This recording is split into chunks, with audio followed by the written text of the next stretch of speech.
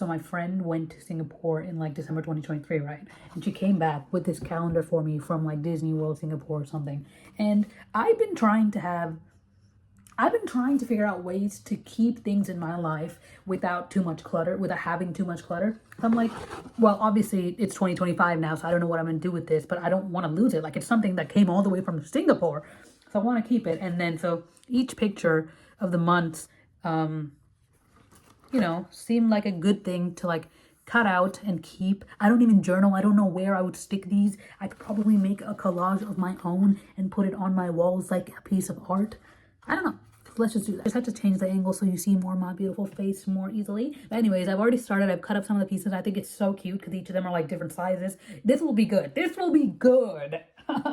Yeah, because like I don't know if this is deep or whatever, but I feel like it's better to have a part of something than nothing at all, right? Like, which is why I'm doing this, which is why I'm cutting this, because one day, rather than get so overwhelmed by all the clutter in my house and quite literally throw this entire calendar away, I will have the pictures, and that is taking up so much less space in a book somewhere I will probably paste, or maybe some art.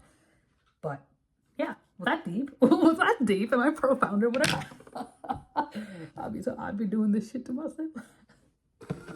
Shut up, I like the song. Shut up. Shut up! I'm not even gonna try doing the dance. Hey, talking. I'm talking. I'm not even gonna try to do the dance because it'll be many months, if ever, I will get to do the dance because I do not have abs yet and I am not doing this whole thing. I will quite literally look like Winnie the Pooh. Like, I'm not gonna try. And I just feel like this is really therapeutic, sitting across someone, me to my camera, like doing some arts and crafts, it really takes me back to like middle school and primary school when like you got to sit at tables with your friends, especially like when you got to pick your seats and you got to sit across with your friends and like do these arts and crafts and just have like nice conversations. Like it was so fun back then, and like this is fun too, except I don't know who I'm talking to, but that's okay. It's probably just the 5 people who watch my channel who are related to me. And speaking of school, I feel like a lot of the stories and rants that I make on this channel are about my middle school days, and you might think this girl peaked in middle school, and in some ways I would say yes, I did. But now that I think about it, middle school me would probably destroy the me right now. She was so mean. Like I literally remember, I don't know what happened to me, like this girl one day turned to me and she was like, Pooja, how'd you go from being the nicest girl in 6th grade to the meanest person in 7th grade? And I was just like,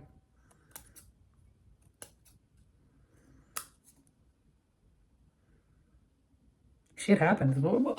Quick disclaimer, I was not beating people up, pushing them against lockers, stuffing them in lockers. No, it was just me actually standing up for myself and having good ass comebacks, and that makes me mean now?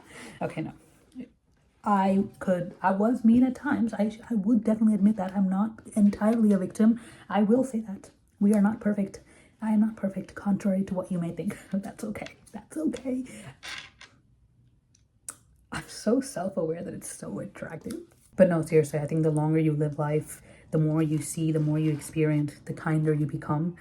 In my experience, at least, there's this quote or like the scene in Schitt's Creek where I guess Alexis is like really upset about her body or something like that. Or I don't know. But Moira looks at her nudes from when she was like in her 20s or 30s and she's like, oh, I was so mean to myself. But looking back on it with much kinder eyes, I was very beautiful because now she was like, a lot older. And, I think, I don't even know if that really relates to the situation just because I said, oh, I'm a lot kinder now. Looking back, I'm like, I was mean, but also it's like, I knew that it was kind of like a coping mechanism to like, so yeah, I'm looking back on myself with kinder eyes, but I'm not excusing everything I ever did in middle school. I was a mean person. Wasn't the worst person. Like I wasn't by any definition cruel.